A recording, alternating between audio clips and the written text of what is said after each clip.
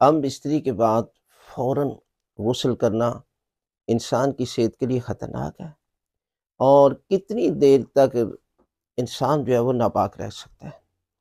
تو یہ یاد رکھیں کہ غسل نجاست ہے اور باطنی نجاست ہے، لہٰذا آپ گھر میں اگر غسل والا شخص موجود ہے، یقیناً رحمت خدا نازل نہیں ہوتی۔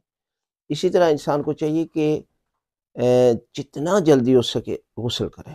مثلا نماز پڑھنی ہے تو اس سے پہلے غسل کرنا واجب ہے، روزہ رکھنا ہے، روزہ بند کرنے سے پہلے غسل کرنا واجب ہے، اگر نہیں بند کرنے سے پہلے تو آپ کا روزہ بھی باطل ہے۔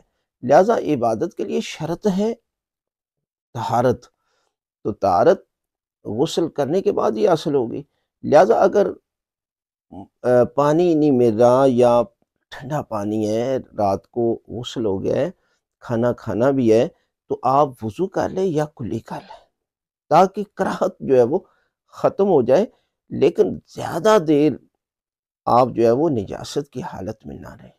اس طرح بہت ساری بیماریاں اور شیطانی وسوسے آتے ہیں، لہذا انسان کو چاہیے کہ وہ جلدی سے غسل کر لے۔